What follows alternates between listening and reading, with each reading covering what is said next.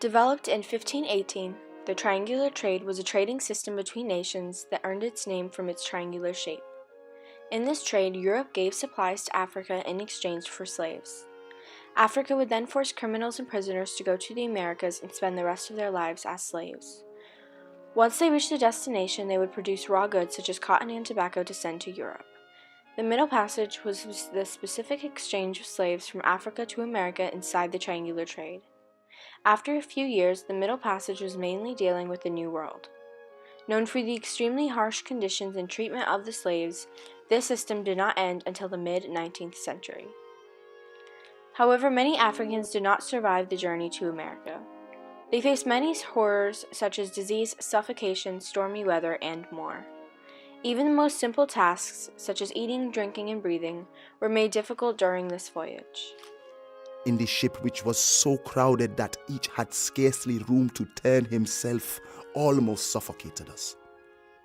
This produced copious perspirations, so that the air soon became unfit for respiration from a variety of loathsome smells, and brought on a sickness among the slaves, of which many died.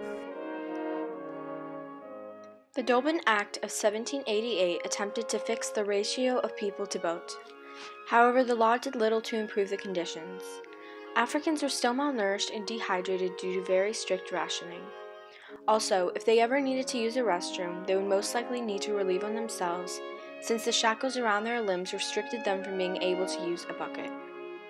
Despite the horrible conditions and high death rate, the dependence on slaves grew in the United States, so the Middle Passage continued.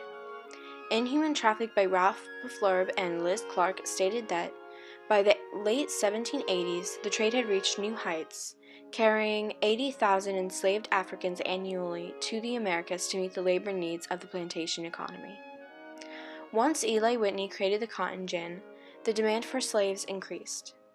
Many Southerners felt that their economy couldn't survive without slaves. England ended the African slave trade in 1807. However, the United States continued to rely on this exchange. Often, African slaves attempted to rebel and failed. This changed when a slave ship was entirely overthrown in 1839. Pedro Montez and Jose Ruiz purchased about 53 slaves in total and were en route to their sugar plantations. After cruel treatment, the Africans banded together and broke free from their chains. The slaves surprised the crew and killed most of them. They then forced Montez and Ruiz to navigate them home. Montez and Ruiz brought them to the United States border instead, where the slaves that survived the dehydration were imprisoned in Connecticut. However, the strength of this rebellion didn't sway the Southerners' opinion on the slave trade. Instead, slaves were met with harsher and stricter conditions.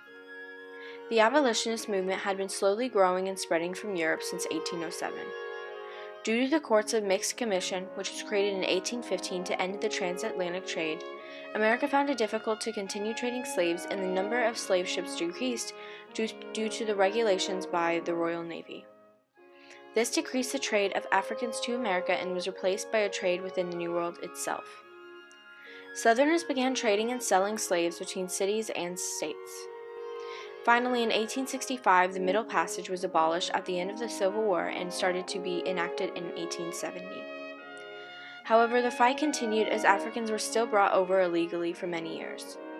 Due to this long-lasting cruel treatment, many African Americans lost their original heritage and instead carried on newer traditions and family values that were passed down from their enslaved ancestors. Many who survived the horrors of the Middle Passage were left with depression and trauma. Even some crew members stated that they were left with guilt and violent tendencies. Nearly 2 million slaves were estimated to have died.